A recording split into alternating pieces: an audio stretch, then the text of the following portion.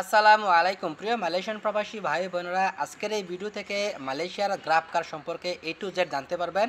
প্রথমে কিভাবে গ্রাব কার বুকিং দেয়, তারপর আপনি রুমে আছেন, আপনার বন্ধুরে কেএলসিসি থেকে গ্যান্তিং হাইল্যান্ডে পাঠাবেন কিভাবে, বা এয়ারপোর্ট থেকে আপনার রুমে কিভাবে আনবেন, আপনি রুমে আছেন আপনার মোবাইলটা, এবং গ্রাব কার দেওয়ার পর কিভাবে গ্রাফে বুকিং দেওয়ার পর কিভাবে ক্যান্সেল করবেন, এবং জরিমানা ছাড়া বিস্তারিত ভিডিওর মধ্যে রয়েছে। ভিডিওটা অবশ্যই শেয়ার করবেন। যে জানেন তার জন্য না, যে না জানে আমি ভিডিওটা তার জন্য বানাইছি। অযথা কমেন্টে এসে জ্ঞান দিবেন না। যে না জানে আমি তার জন্য ভিডিওটা বানাইছি। অনেকে হয়তো বা জানেন, জানলে ভালো, আলহামদুলিল্লাহ। ভালো লাগলে ভিডিওটা সবাই শেয়ার করবেন। ভিডিওটা দেখুন। আসসালামু আলাইকুম। আপনার মোবাইলে থাকা গ্রাফের যে অ্যাপসটা আছে ওইখানে চাপ দিবেন।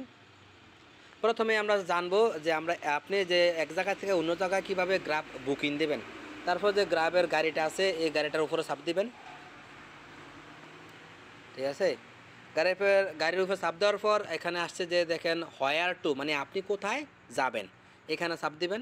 দেওয়ার পর এখানে লিখবেন আপনি কোথায় যাবেন। হ্যাঁ, আপনি এই যে লাল জায়গাটার ভিতরে লিখবেন যে আপনি কোথায় যাবেন।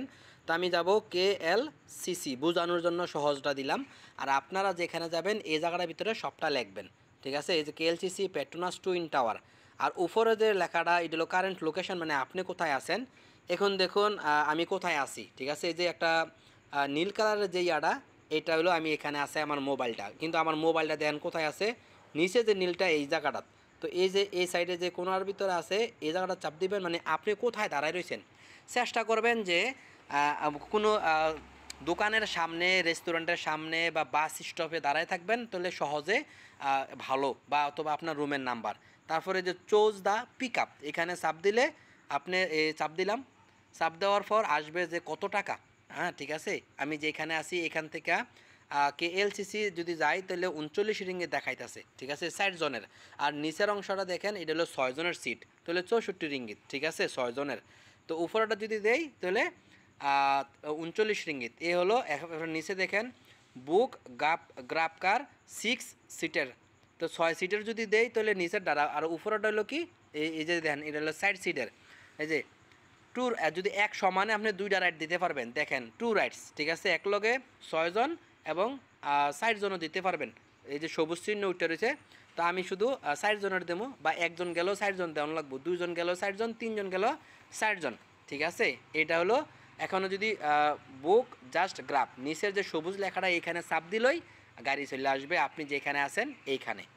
আপনি রুমে আছেন, কিভাবে আপনার বন্ধুরে আপনার রুমে আনবেন, অথবা আপনার বন্ধু KLCC আছে বা পাসারসিনি আছে, ওইখান থেকে TPS বাস স্টপে কীভাবে পাঠাবেন, আপনি রুমে বসে রয়েছেন, এটা আমি আপনাদের দেখাবো গ্রাব কারের মাধ্যমে। প্রথমে গ্রাবের যে অ্যাপস আছে ওইখানে চাপ দিবেন। দেওয়ার পর এরকম আসবে। ঠিক আছে, এরপরে যে গ্রাবের যে গাড়িটা আছে গাড়িটার উপরে চাপ দিবেন।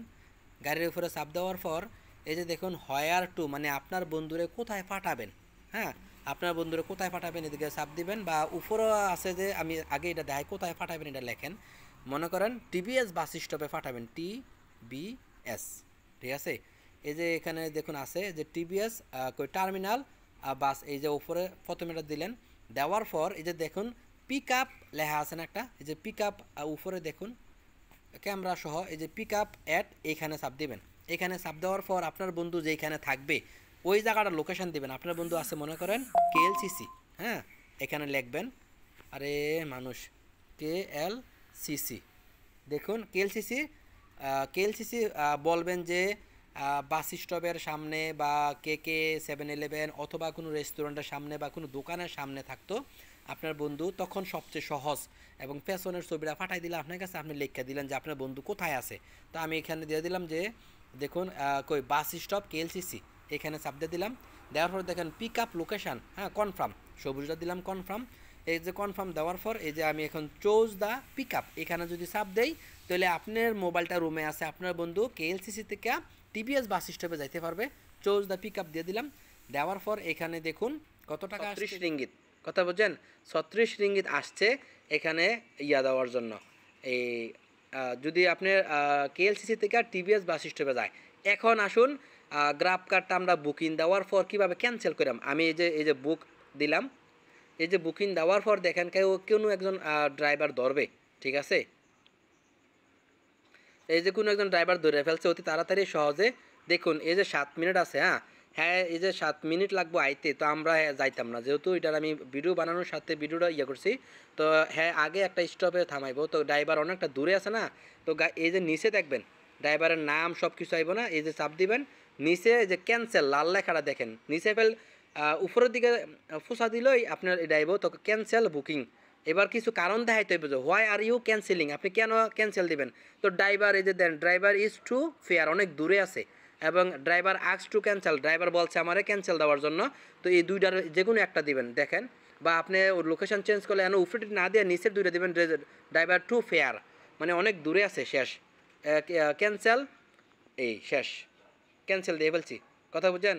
এই যে দেখেন sorry your booking cancel, cancel হয়ে গেছে কিন্তু, এইভাবেই ক্যান্সেল দিবেন, ঠিক আছে। দেখুন আবার আগের আগের দাম এসে এই যে 36, কোনো জরিফানা আইতো না, যদি এখন আপনি আবার নতুন করে আমি বুকিং দেই তাহলে এই 36 রিঙ্গিত, বা আপনি যদি 1 সপ্তাহ পরে দেন তাহলে এই 36 রিঙ্গিত, বা মানে 1 সপ্তাহ পরে দিলেও কোনো সমস্যা নাই। তাহলে ক্যান্সেল কীভাবে দেয় শিখতে পারলেন, এবং এক জায়গা থেকে অন্য জায়গায় কীভাবে পাঠাবেন আপনি রুমে থেকে এটাও জানতে পারলেন, এবং আপনার বুকিং কীভাবে দেয়।